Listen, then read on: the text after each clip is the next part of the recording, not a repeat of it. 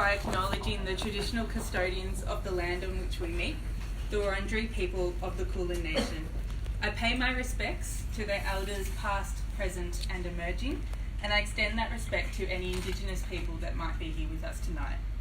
Hi everyone, I'm Rhiannon. I'm an events officer with Out for Australia, and it's my absolute pleasure to welcome you to our Victoria's first ever instalment of Queer Careers, being Rainbow in STEM. Woo! So Out for Australia is a national, completely volunteer-run organisation, and we seek to mentor aspiring LGBTQIA young professionals and students as they navigate their way through the early stages of their careers.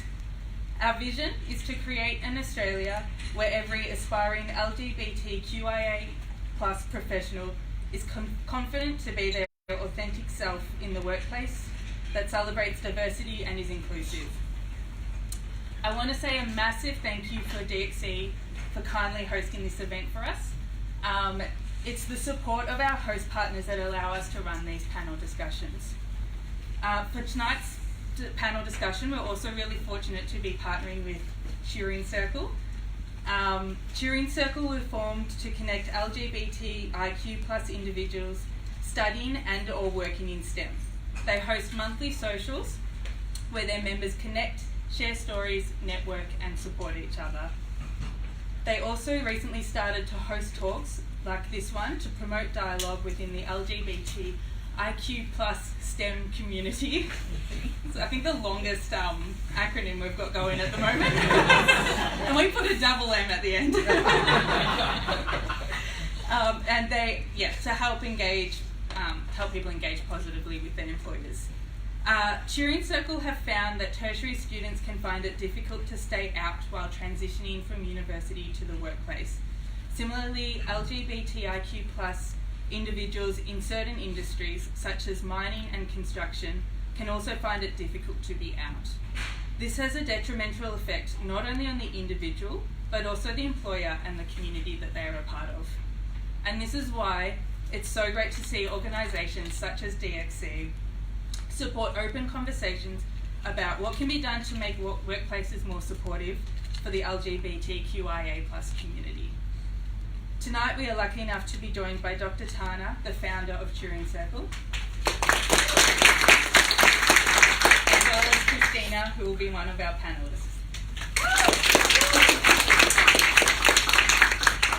Just a little bit of housekeeping. We have gender-neutral toilets and they're located just out the main doors and to the left. And I just want to flag that the term queer may be used throughout the night in place of LGBTQIA+. And now I'll hand over to Mark from DXC.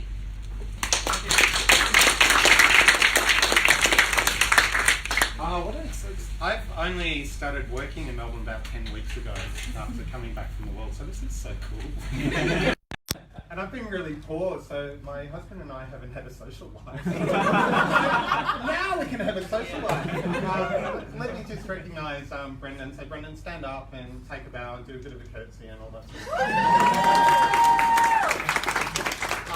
Brendan has done something quite amazing in DXC. He's actually got a lot of money out of our CEO.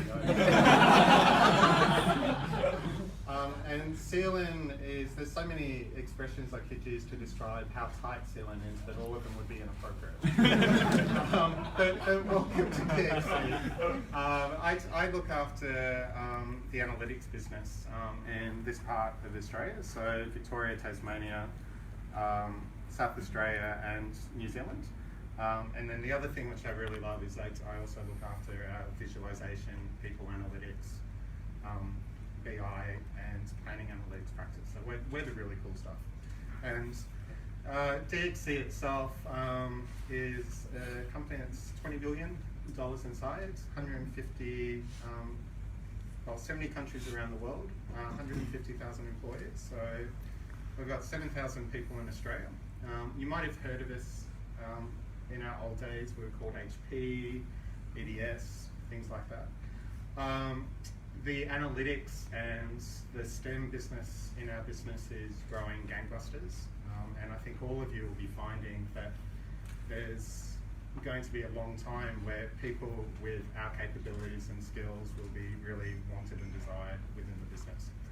DXC in Australia, and really it's the consulting practice I work in, our focus is solving problems through the eyes of people. And lots of people say that, but every problem we solve, particularly in consulting and analytics today, they're big, complex people problems. If we go back to all the stuff we talked today about human-centered design and machine learning algorithms and AI algorithms, all of that goes back to solving people and social problems. And that's one of the things that we go back and talk about. I'm not a statistician. I'm a guy who fell into data warehousing after doing linguistics at Melbourne University. This is cool. That's enough about me, but come up and talk to us. We're a great company to work for. I think it's a company where you can do almost anything. So do first, ask for permission later. That's what I've learned in 10 weeks. And Brendan's an amazing proponent of that. But yeah, as a company, we love holding these sort of events, and I think as a proud queer man myself, going up from the 80s in a small country town to where I have, and maturing in organisations, I'm almost 50. We've seen a lot, and it's amazing to actually be able to have these events openly and be proud and supportive. And I was walking the streets of Melbourne, and not one person kind of went eee at me at all. So I think the world's changed quite a lot, and I think it's now ours to own with the rest of the world. So welcome, enjoy, and let me hand back over to Rhiannon.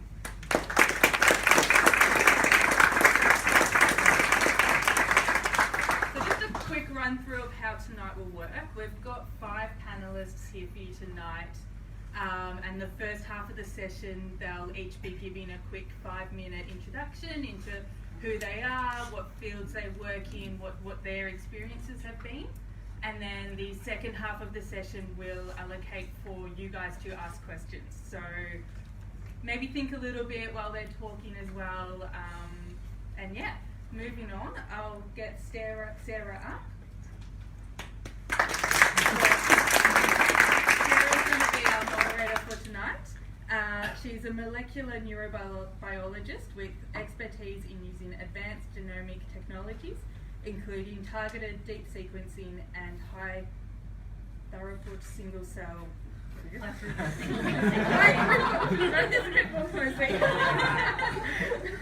single cell sequencing to study malformations and brain development that causes epilepsy. Dr. Stevenson is also the co-founder of Queers in Science, which aims to foster and champion the inclusion of LGBTQIA+ professionals within STEM organisations.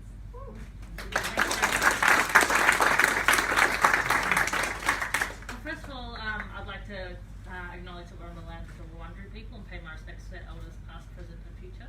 And I'd like to welcome all of you here today and say how wonderful it is to see so many people at this event, and congratulations to Tana for you as well, Rowan. Sorry, Rowan, for organising it.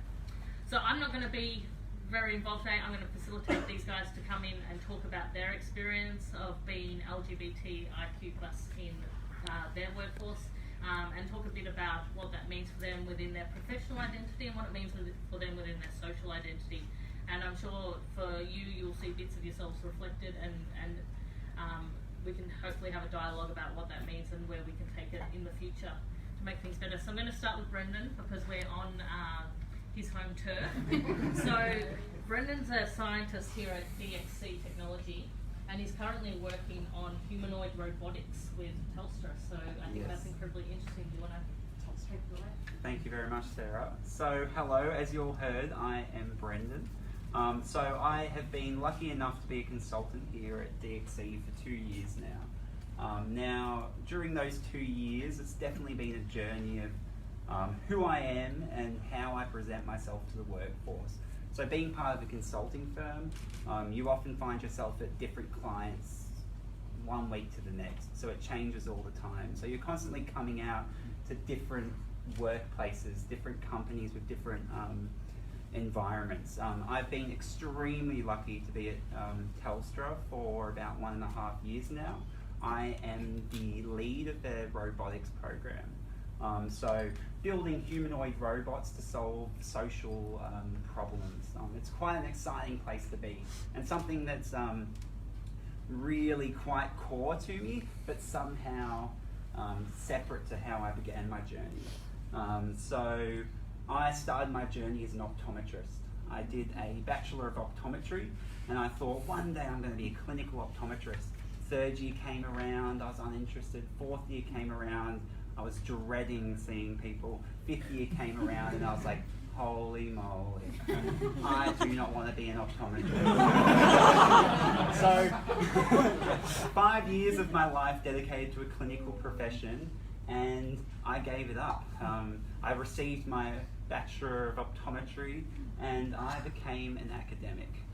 So started lecturing at the University of New South Wales in optometry, and started my vision science life. So I'd learned so much about the eyes, I thought, why not? How about we just apply it to science? I love science.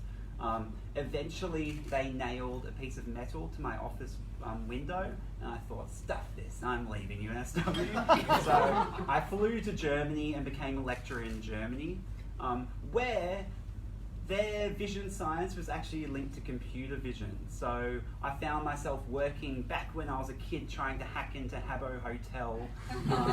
My coding had come back, and all of a sudden I was like, yes, I'm a hacker. I'm working with machine learning, I'm working with artificial intelligence, how cool is this? And also eyes. So I got involved in all of that, started making machine learning models and learning on the job, while also lecturing people to tell them how to do it. So I don't know whether I was qualified to do that as an optometrist. Eventually I got a Master of Science, and I thought, now I'm qualified. My fiance was like, can you please come home? So I came back to Australia, where I ended up in Melbourne at DXC. Now, as Mark said when he first came, one of his biggest lessons about DXC was that you make your own path.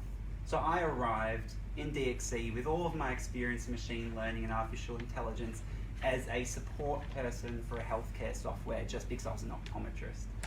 Now, that was really strange to me, because I was like, oh, I've been a lecturer, but it was business, and I had no business experience except for the 8 years I spent working in Maya, selling toys. But within 3 weeks I thought, this isn't me. I'm here pretending that I don't have a fiance at home who is a man. I am here trying to make friends with people that I may not necessarily make friends with usually. And I just didn't feel like me. I was doing a job that I wasn't interested in. So I went to my manager, and then her manager, then her manager, until I got to somebody who was like, yeah, what do you want to do? And I was like, I've done machine learning before, and I can do computer vision. And I ended up at Telstra doing as a programmer for the robotics program. When I was at Telstra, I thought, I'm just going to be completely out. I got my rainbow lanyard, which is a Telstra lanyard, which I'm not wearing because DXC's paid for this.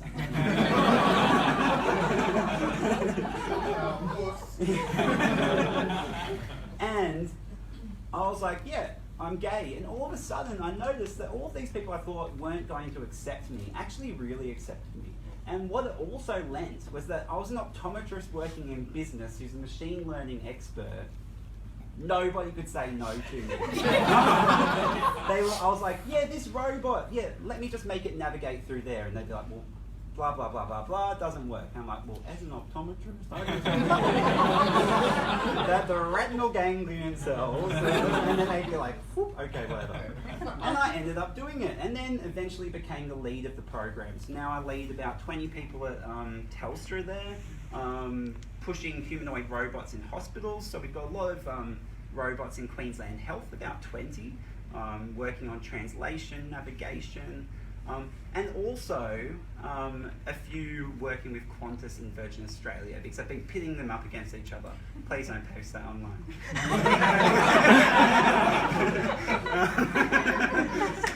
It's live. But let me tell you, when I started my career, I was not myself.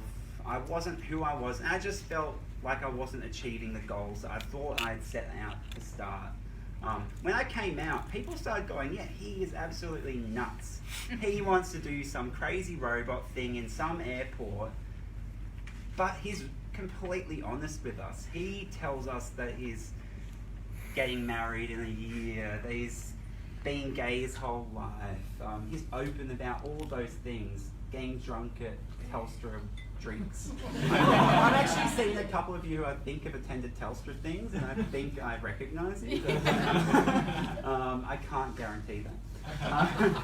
But you know, being me really helped my career, helped me flourish, and people accept you when you're being fully open. And some people don't, but that is going to happen.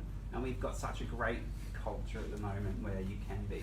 And I thank DXE for letting me do that. And I thank Telstra for being one of the best clients I've ever worked with, that take on our culture and push it forward.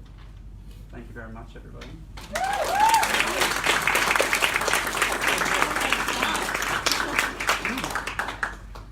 Thank you so much.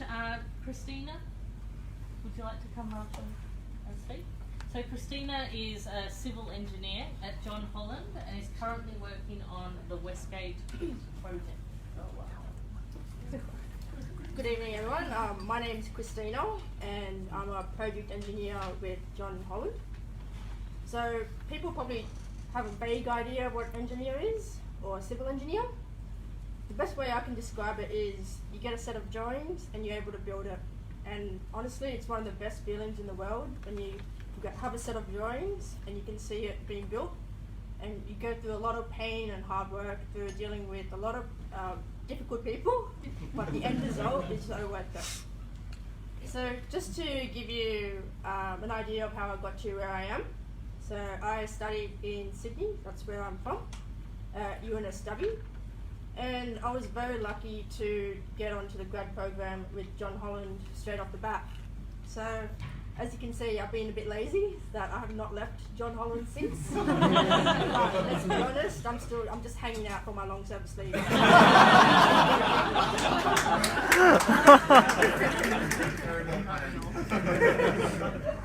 So, what happened was I was on the grad program in Sydney for a year and a half. And then they offered me a position to go to Melbourne for 3 or 4 months. To be honest, my first reaction was, hell no, Melbourne's completely foreign. I don't know anyone in Melbourne. I don't want to go. So I packed my bags, went to Melbourne for 3-4 months. And then come December, I went to HR and I said, please don't send me back to Sydney. Please help me stay here because I'm loving the freedom. So ever since then I've stayed in Melbourne and I've worked my way to be on the Westgate Tunnel project. So what I wanted to also share with you tonight was a couple of experiences I've had in my career. So as a fresh graduate out of uni, I was only 21. I was still figuring out my identity. And as you can imagine, when you go to the workplace, you're not given a manual as to how to deal with your identity, how to fit in, how to deal with difficult people. So I was very, very fortunate that on my first site rotation, I met a fellow workmate and he became like my work husband, and it was amazing just to be able to have that person to vent out, you know, to be able to be completely unapologetically myself, to, you know, share my dating woes, to share, you know, how hot is that chick over there? But just to be able to have that person to lean on was such a vital and incredible part of my life, not only professionally, but personally as well. As you can imagine, having a queer identity is not the easiest thing in the world, especially with our struggles.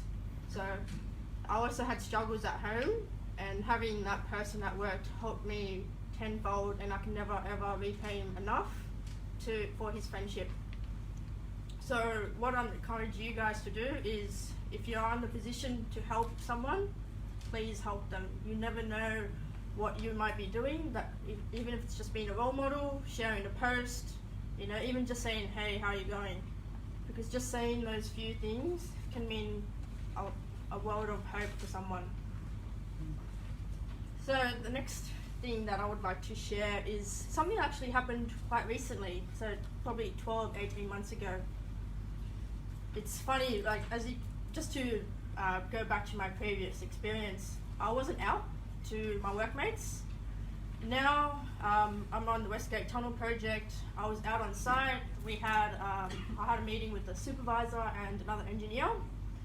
And the supervisor, he was having a bitch about something or someone, I can't remember, but he was saying, that was so gay. And I said, why, what the hell? What does that have to do with anything? And he immediately went, oh, did I offend you? Are you gay? And I'm like, yeah, so what?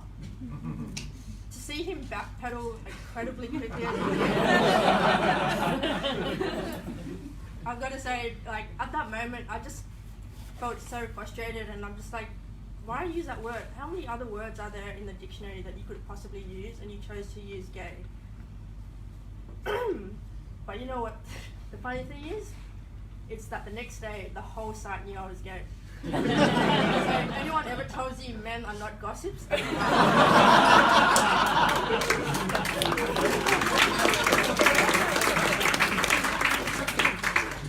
so what I wanted to also share with you guys is that in order to go forward in this industry, especially the construction industry, we need to change attitudes and behaviours. So we need people to speak out. They can't just accept what's been said. If you don't like something, speak up. If you don't feel comfortable to talk to that person, talk to someone else. If we can't lead the change now, how can you expect to have a better future?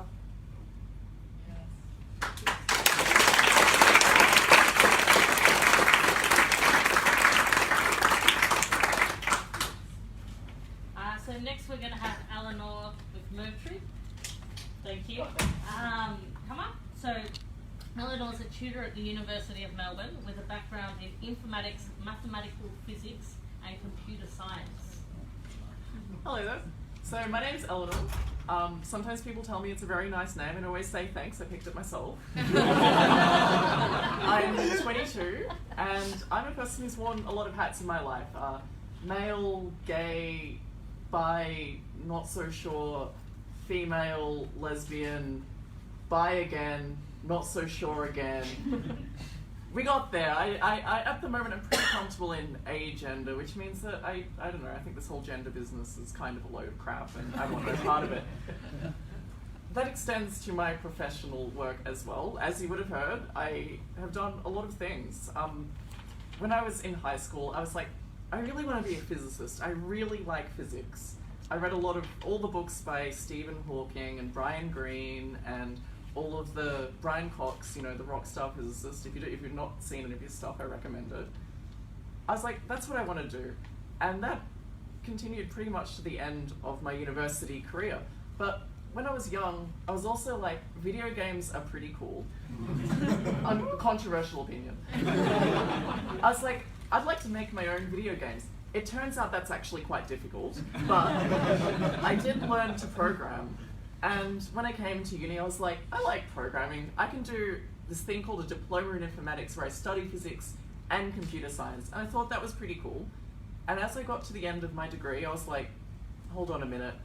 If I do a Master of Physics, then I have to stay in physics forever and probably move to Switzerland. It's going to be a whole thing. There's no jobs in physics. I'm probably going to end up doing accounting, and that's fine, not where I want to be. So I had a whole identity crisis over that, and I ended up deciding to do a Master of Computer Science. So that's where I've ended up. My thesis, first year, at the end of my first year of Masters, my thesis is in cryptography. So I'm very interested in how we keep things secret, how we keep things verifiable and private. And that's what I've been up to. I ended up in this strange position where I started teaching in my second year of university, teaching a second year subject. Not only that, I was also the head tutor, despite having never taught before. And this just happened, and I went, okay, I guess this is happening now. So that led into more and more computer science work, and that was part of why I went, okay, I get it, universe, computer science is where we're going, okay.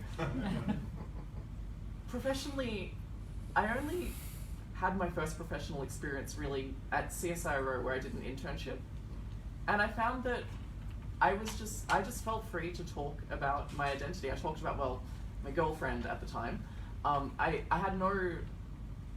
didn't feel ashamed or unable to speak about it, and I found that that forced people to be okay with it. By talking confidently about who I am and the people that were important to me, my partners, people just had to accept it, and they would be rude if they raised anything about it.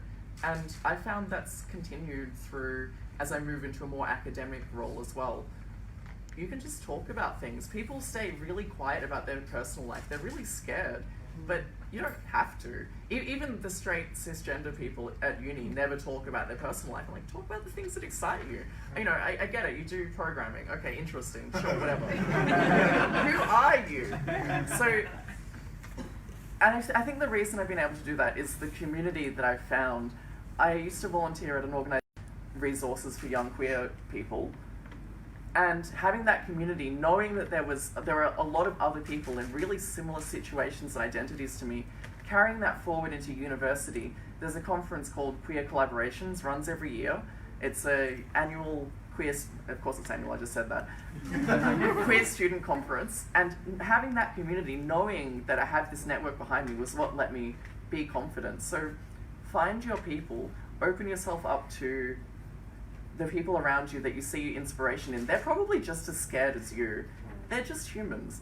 Feel free to talk to them and open your mind to as many possibilities as you like. You are not fit into, I could have just gone and done a Master of Physics and then a PhD in Physics and then tried to find a job for 3 years, failed and gone and done accounting, but I decided, what, let's go and do something else. And that's what I want to share with you tonight. Be yourself. Don't be afraid to take things in unexpected directions. And you never know, you may find that your passion is actually in obscure things to do with postal voting that will end up being proposed to the government and then totally ignored because the government never listens to academics. And you know what? I'm okay with that.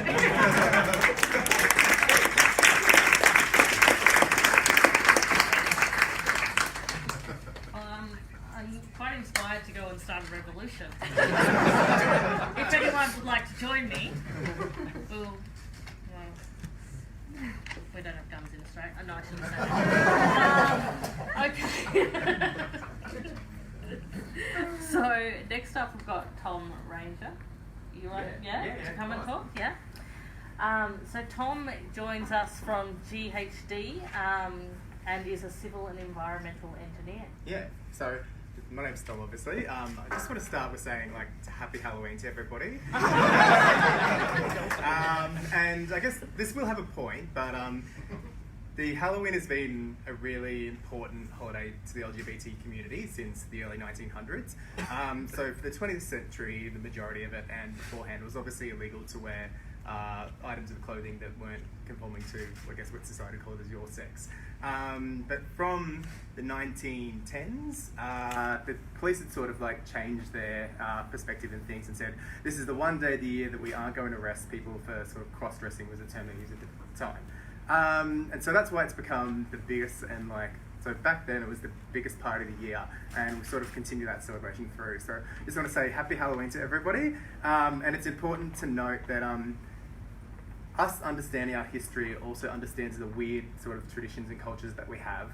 And that is really important to changing culture. So if we go back and analyse why a culture exists, that's how we can actually really enact change in the future. So I grew up in a small country town in New South Wales called Inverell. I was this sort of nerdy kid like some of you may have been as well. Didn't have that many friends, but then sort of got to 18 and figured it was going to change my life. So I moved to Brisbane to study university, and from there I sort of got involved in programs of student leadership. And at this time it sort of understood that I was gay or part of the LGBTI community, but because I was living on campus at the time, I didn't really feel like I wanted to come out because people, everybody would know your business. I guess it's sort of how Christina happened. As soon as you say one thing, it happened the next day. But I think the most important thing to realise from me was that we can't really change or we can't really justify our rational thoughts with rational words. I can stand here trying to justify why I didn't come out, but it's really a feeling inside me. So from there, I was involved in planning a student leadership conference in Brisbane, and then did the first one and thought, you know what, I'm just going to come out. And as part of that process, I thought something's really got to change here. And so we held our first conference down in Melbourne, which sort of addressed the issue. So I guess as everybody, we decided we'd get Jason Ball in. He'd come and talk about coming out as a football player. We had our panel discussion as well, who then comes in, and we all sit there and discuss how we can move forward. And it's really started like a progress, I guess, in student leadership. That was back in 2013. And imagine that most of you have been through the university at that time, and I think it's sort of like real change. But being from a college perspective, living on campus, they were sort of the last ones to pick up, especially considering that when I hosted a conference in Brisbane, it was at the all-male college St Leo's, and they were doing horrible things like locking themselves in basements and drinking a whole carton of beer until they vomited. But from there, I sort of graduated at the end of 2015, and it was in Brisbane, and they really relied far too heavily on the mining industry. So I got one job offer, and it was like, all right, you're going to go to Melbourne. And I was like, what's it in? Landfills. Now, I don't think any kid has ever grown up thinking, like, I want to be in landfills. And I was not one of those children. So I came down here and joined the graduate program. I was lucky to have a job, to be honest. And through that process, though, like, I sort of started realizing that coming out to your work colleagues is easier at your age. So within the graduates, I was mostly out to all of them.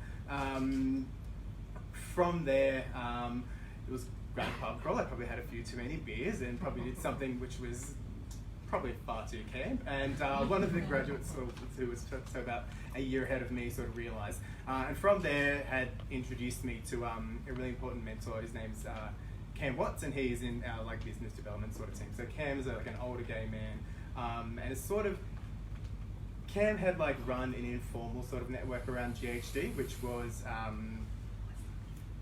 sort of discussing, would just organise like informal meetups with people, which that really sort of relied on you. Not really sure if this person's gay. Do we invite them or not? Don't know. Can we?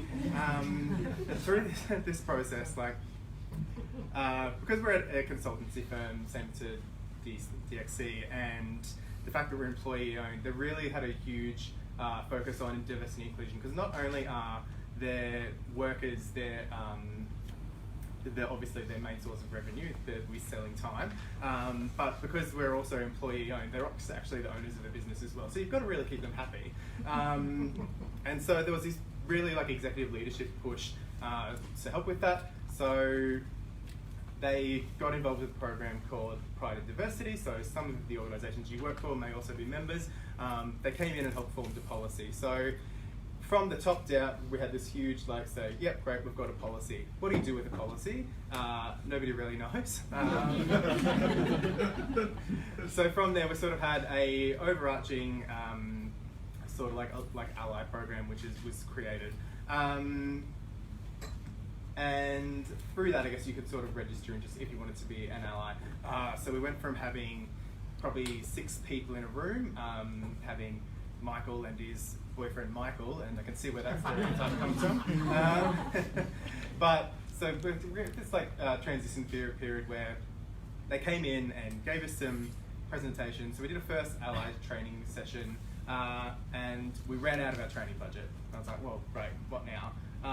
Because we sort of all know that it's not really the overarching policies of a company that sort of really defines your experience every day to day. It's the tea room comments. It's the sort of like comments that Christina said. So from that, I was like, you know what? I'm gonna like take the sort of like sessions we've had from Pride University, and I'm just gonna give it a go. I'll run one small one in our service group, and after that, we've had some feedback and spoken to the people team, and also now sort of gone through the process of, because we've got this like program presentation and we've had another one from Pride and Diversity, we're sort of going to try to roll that out across the business, just to sort of as an awareness building program. So what I want to say to you guys is that nobody's going to do it, you're going to have to. So and that's the biggest thing, because when I did this presentation, if I had said to people, what is intersex? I could imagine that 90% of them wouldn't have been able to tell me what it is. So awareness is probably like one of the biggest keys. So probably gonna just finish on one last note. So what I actually do is mainly now in land rehabilitation. So last Friday I was actually down at Hazelwood Mine doing their sort of rehabilitation design. Coincidentally, that's when we had protesters at the front of GHD protesting their Adani involvement. So it's a large company and we've got a lot of diverse opinions.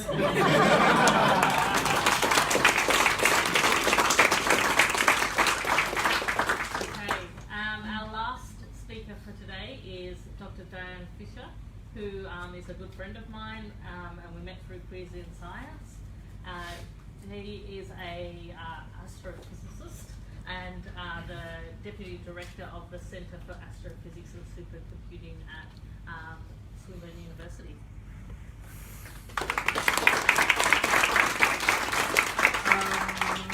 So I guess, well, first of all, I'm a physicist. I didn't realize I was going to have to move to Switzerland. Nobody told me that.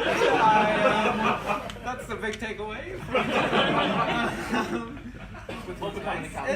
Geneva's nice. It's nice. So I guess scientific. I mean, so like when I was maybe 8 years old, I asked for a chemistry set, and my parents gave me a really small telescope, and I fell in love immediately.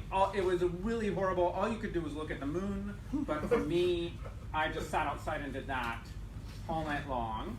That plus a lot of episodes of Star Trek.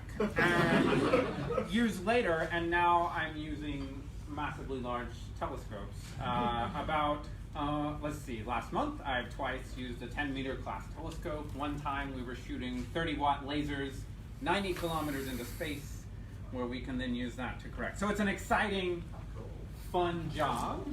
I got my PhD from the University of Texas many years ago, and my PhD was mainly using an infrared telescope, a space telescope. You can't observe infrared stuff from the ground because everybody here is a massive infrared emitter.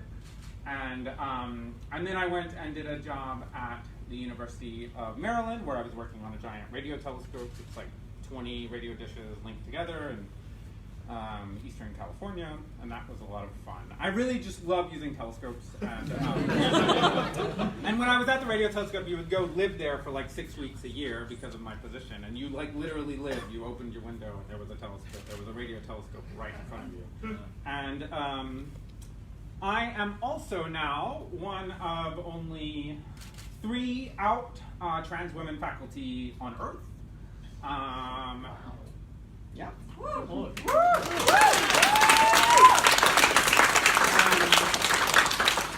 It makes the job interesting and different. As I am going up, I am working on now sort of committees and panels, and I am very aware of that whenever I am doing something with a group of people, I am basically always the first trans person that they have at least knowingly worked with. And that it's, I don't know how to explain it, how to describe that experience. Not normal, and lonely, honestly. And I generally, if I go to a conference of a few hundred people, I will be the only, I'm lucky if there's a gay guy there. Otherwise, not in that way. I actually, when I was 18, and I also come from preparing me for not being around out queer people. I grew up in rural Texas, and when I was 18, I went to university, and I thought at the time, like growing up in rural Texas, I had never heard the word trans. I had never heard any concept. This was also many years ago. And had never heard any of these concepts. In my experience, my first experience of trying to admit it is I thought I was a gay guy, and that's a horrible failure. Turns out I'm not a guy, and I'm not really into guys, so I failed. 2 big things about being a gay guy. But I guess bringing it back to astronomy, Sorry, astrology? Yeah. So let's see. I'm supposed to talk about what my research is, so that relates to what I just said. So I study galaxies. I study star formation in galaxies. We use large computers to do that, and we use telescopes. I just had a program with the Hubble Space Telescope. That is all fun stuff.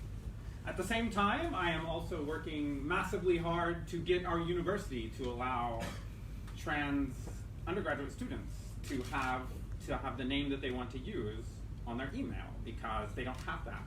And so they go into school, every time they email their lecturer or something like that, they get misgendered or dead named. And so I guess this is the complexity of being a transgender person in academia. On the one hand, I love my job. I like sitting. Today I got to sit and just work at my computer and do science. That was so much fun. But then on the other hand, you're constantly setting your own path. When I came out as trans at work,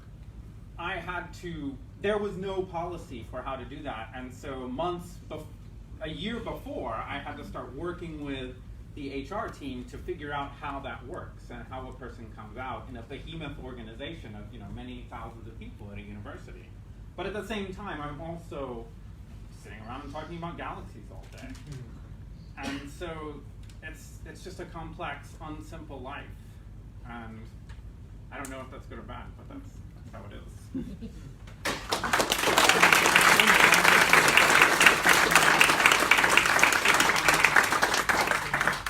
Thank you all for sharing a bit about who you are, and I think we all feel a bit more connected to you now, and I certainly feel inspired. So now I'd like to invite you all to come up here. And we're going to have a bit of a panel discussion, and we would really like this to be a very interactive thing, so please don't be shy.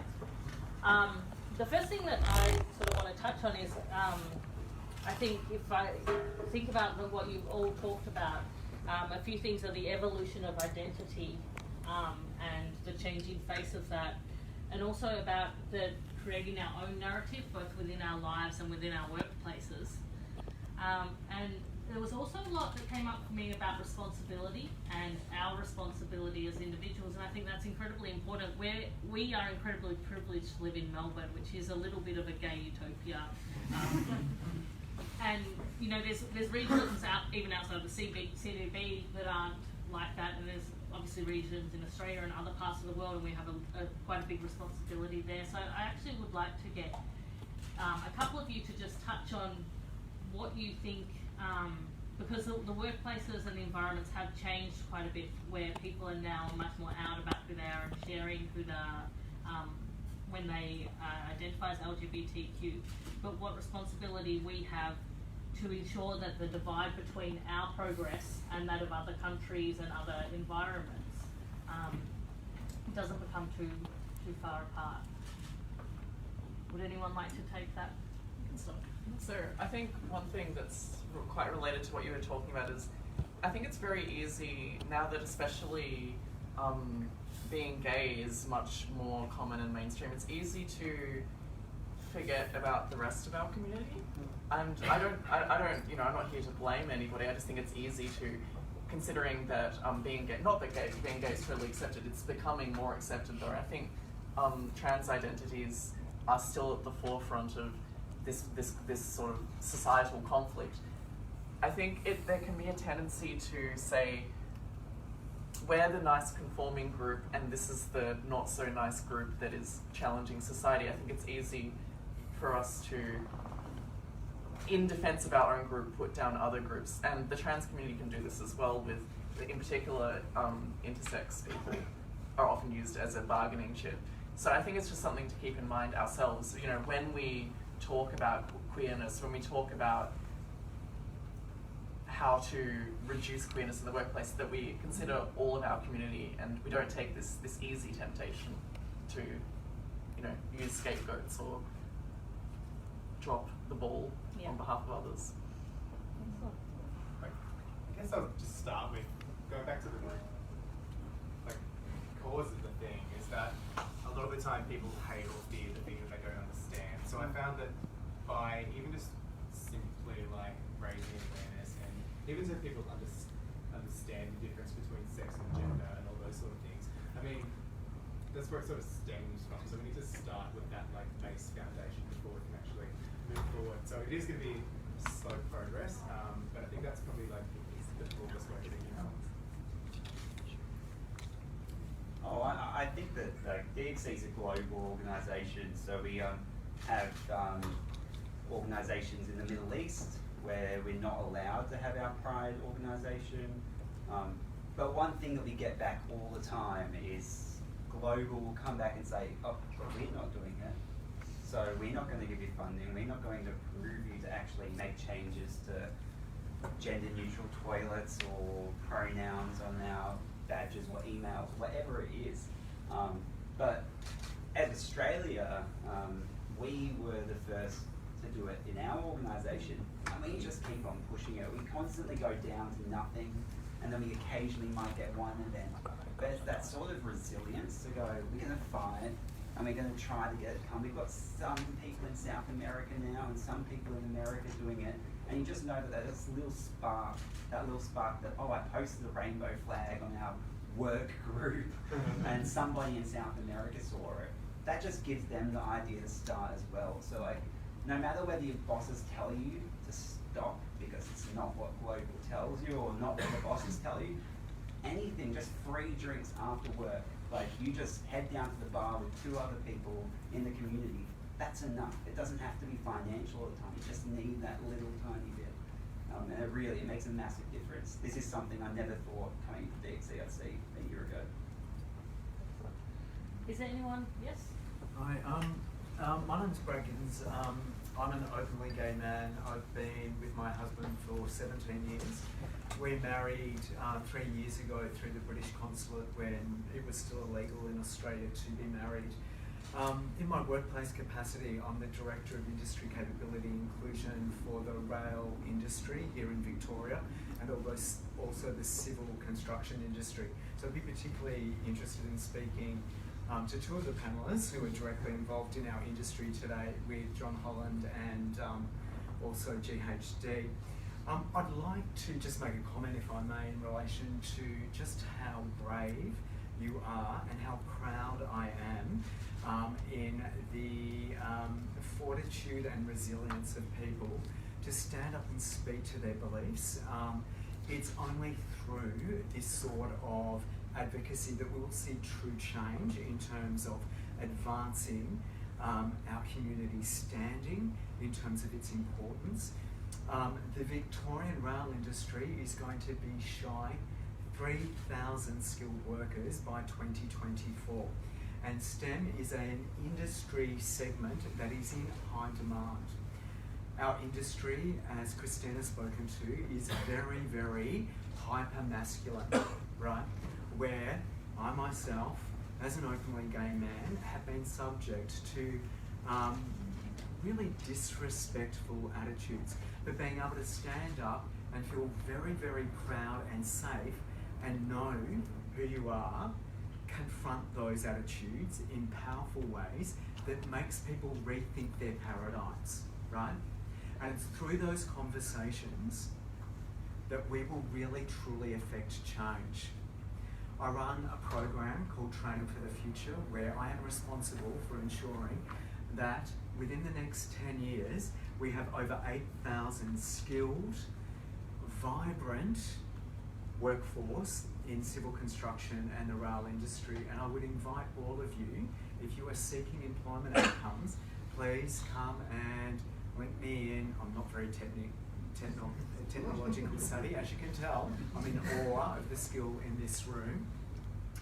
Please link in and start a conversation with me in my office, because we would be really, really thrilled to have conversations about what your future involvement might be if you choose to work within the civil construction or rail industries. Thank you.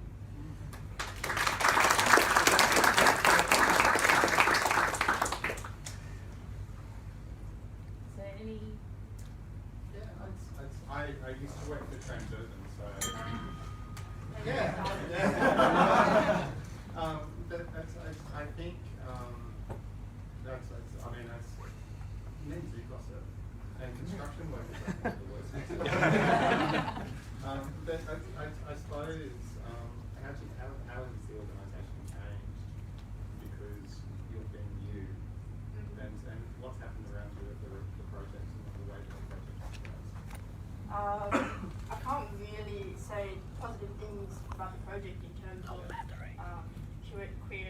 for acceptance. You However, got I am 20%. happy to report that my parent company, which is John Holland, they have recently put together the Pride Network. So for a company that's been around for 70 years, to finally get a Pride Network is a pretty amazing feat. So I'm really happy that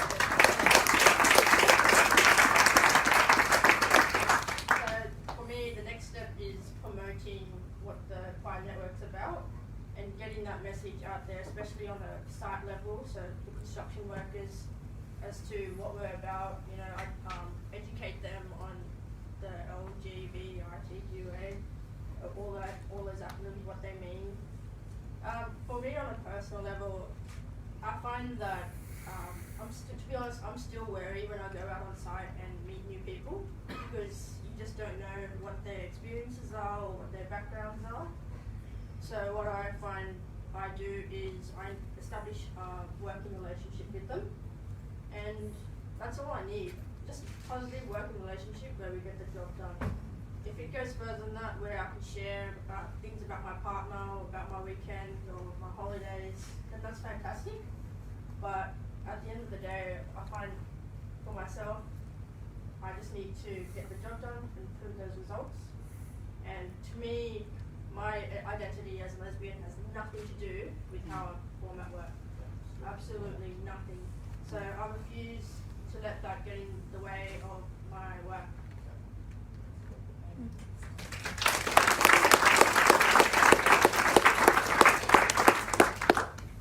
I'd also add to that, I think if anything, sometimes our queer identity enhances our work. I think I'm a more creative person because I'm a part of a marginalised community, and because I've been forced to think about things that potentially other people haven't. I think that really enhances the work that I can do, and that's really a reason why employers should want to hire us, because we're very, very smart.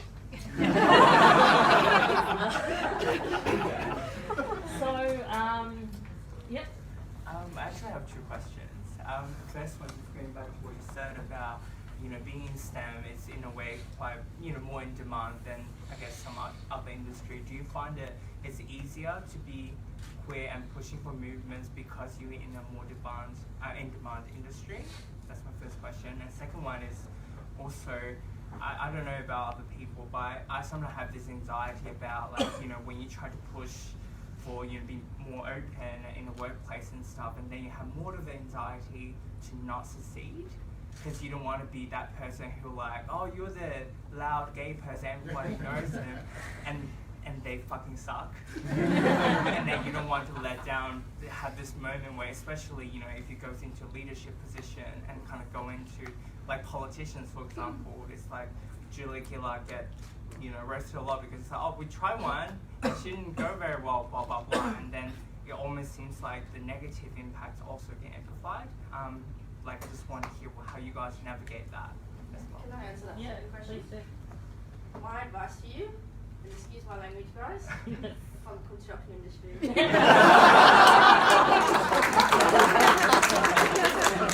But fucking own that you're a loud, proud gay man. Because you know what? You're going to get lost in all this noise, all this politics, all these people, that you want to be known for something, and if you're known as a loud gay guy, go for it. Because then people will know you. So I say own it. I just say Mark's been with us for 10 weeks. He has had so many good points. Being the loud gay guy. But he owns it. I'd like to add too, I have a few things that you don't often see in a computer science building at a university. I'm not male, I'm not straight, I have ADHD as well, and that it sometimes shows. And that's okay. I'm a very unique person, but I would say that yes, knowing that my skills are in demand, also knowing and allowing myself to believe that I'm good at my job. Not many people can do the things that I do as well as I can do. Allowing yourself to believe that is really tricky, but a really big step. Even if you're only faking it at first, it becomes real eventually. And I would say all of the unique characteristics that make you who you are contribute to who you are in everything that you do, including your work. Maybe not directly, but in some way they do. So I would like to echo what Christina was saying. Be whoever you are, whoever that is, even if it's not what people expect you to be. And don't be afraid to be confident in your work and be aware that you are in demand. Yeah. I guess I'd like to add just one last thing, and that's you can't bring everybody along with you. You'll have some people in your workplace who will be deeply religious, but when you bring the other people,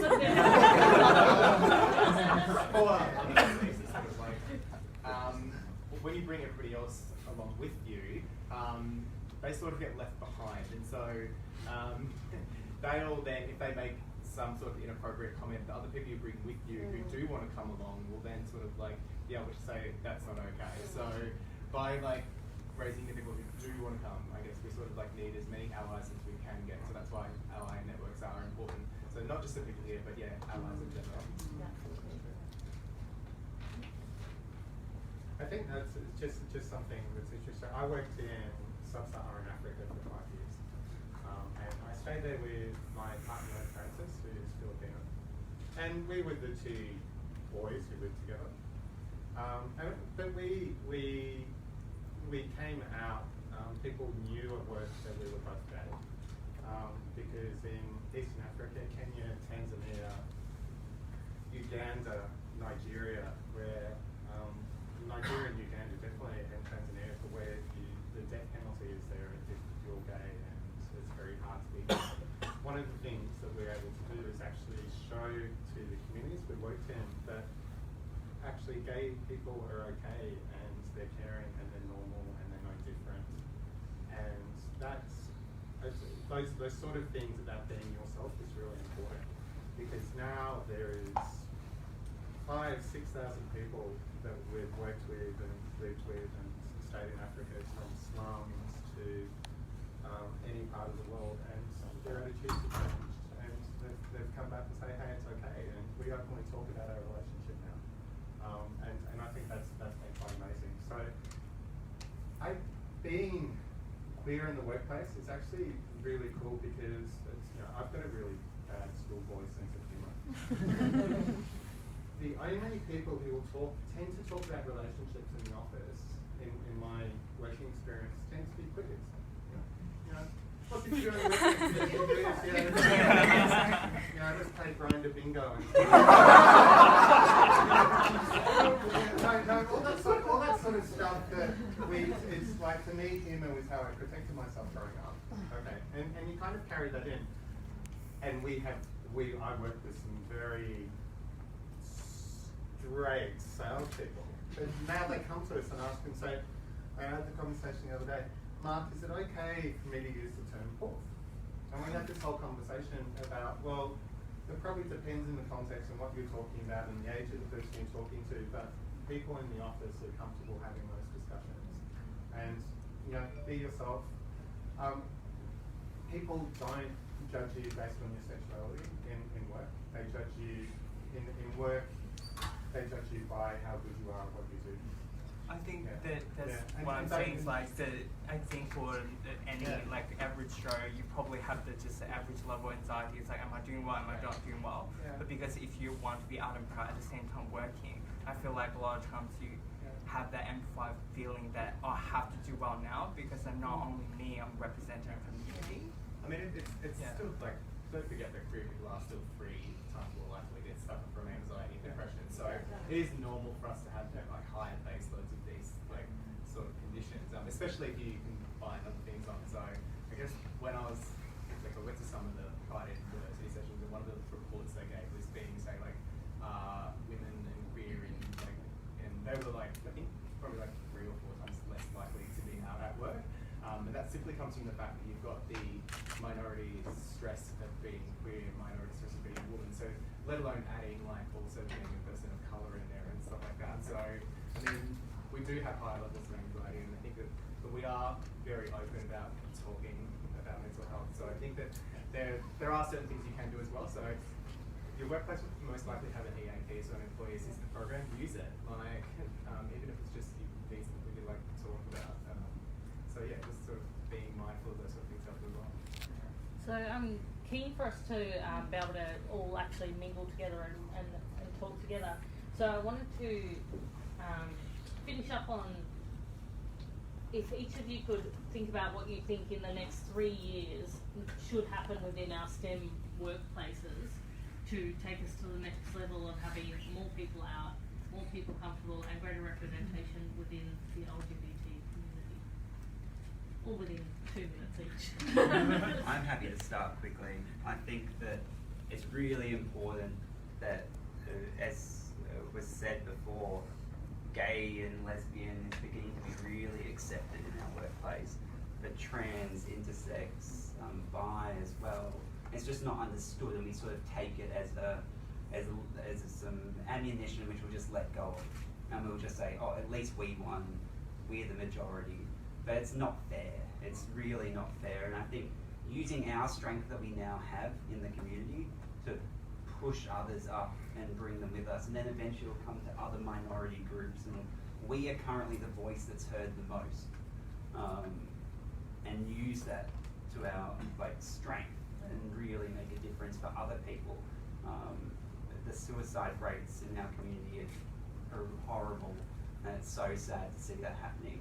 And as Mark said, one person talks to 10 people.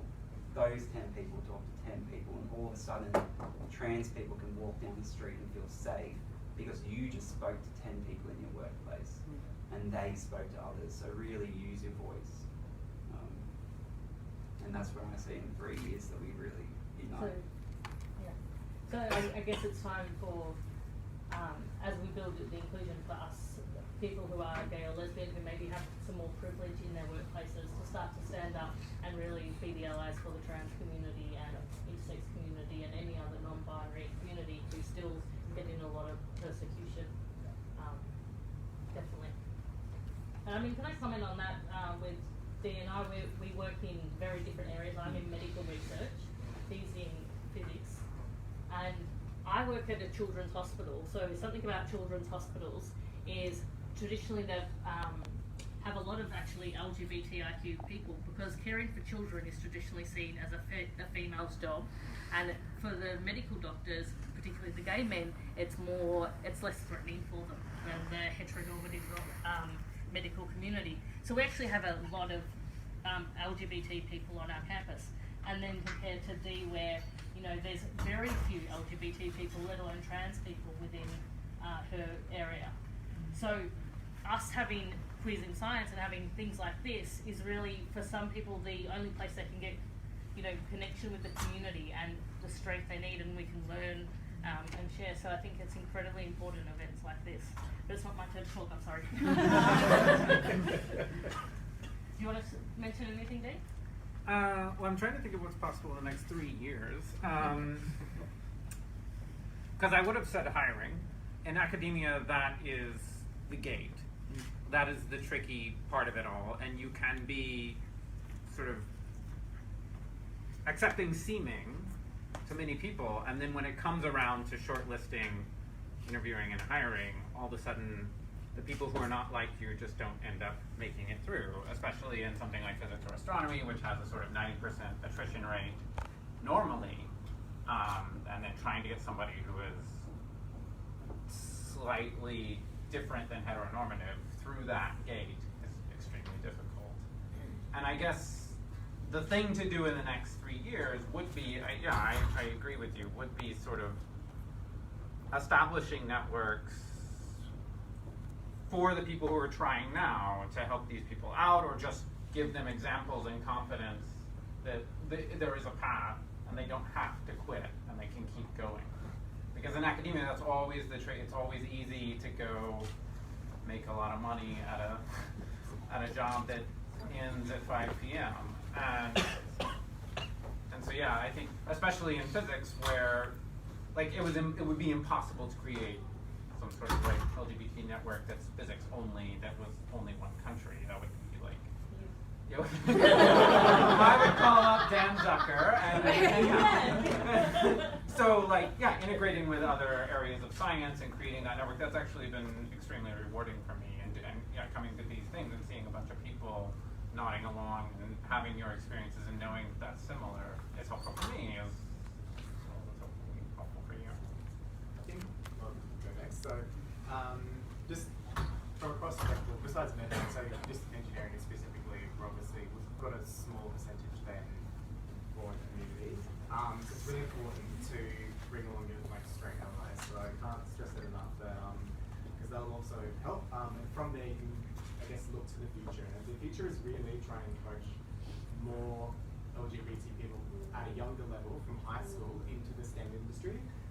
The problem with engineering is just in general say is that they've got a target of 40% females, but if you look at their graduate outtake, it's 25. So where are these 15% of people going to come from?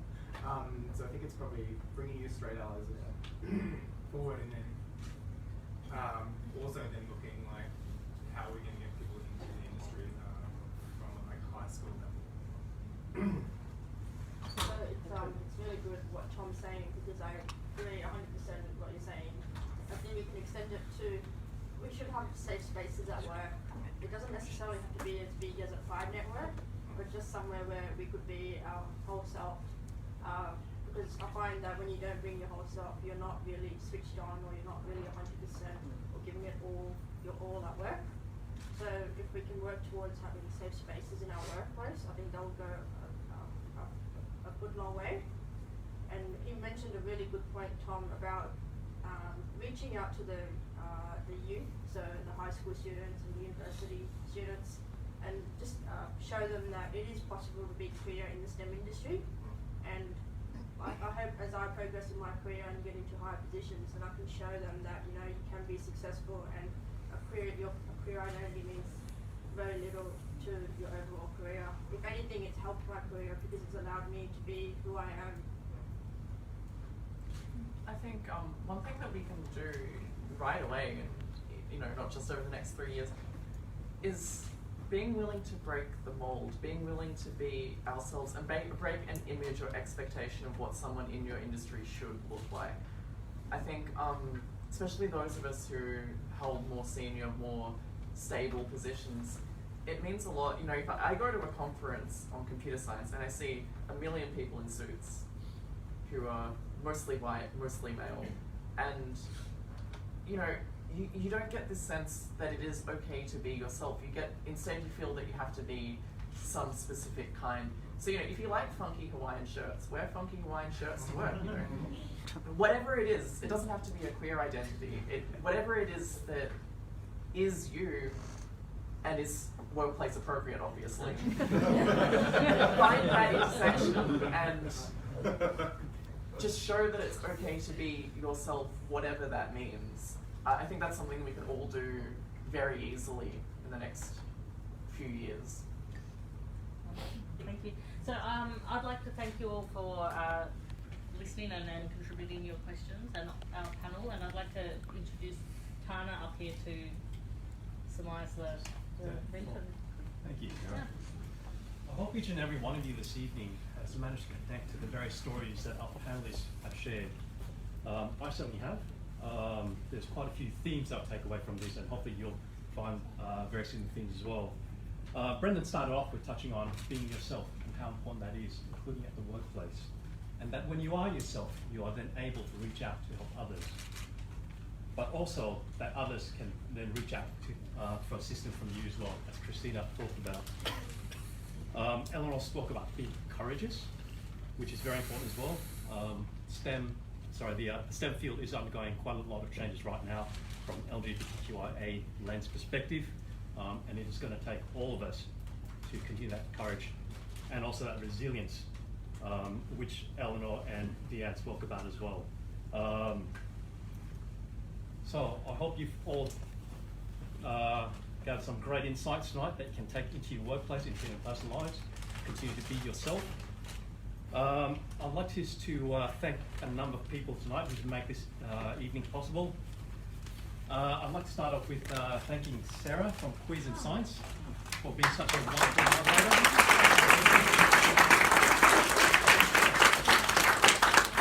Thank you to our panelists. I'll go through them one by one. So Christina,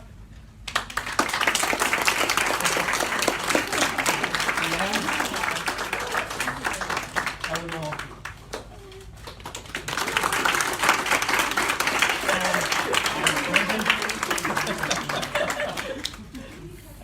and Tom as well. And My gift is having all of you in.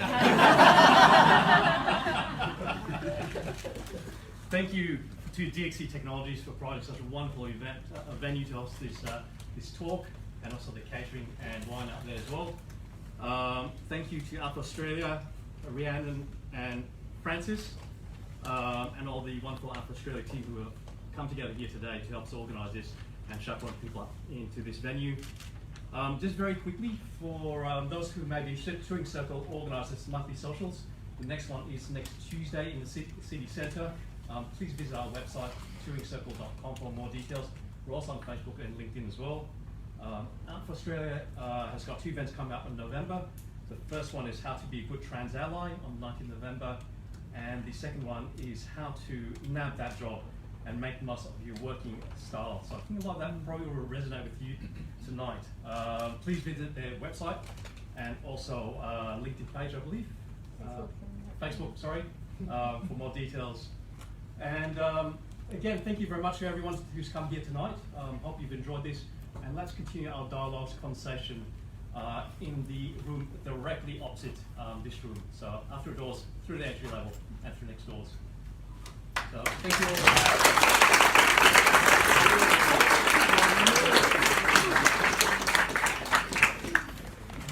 Finish, right? We've got lots more alcohol. Perfect. The way his guys work.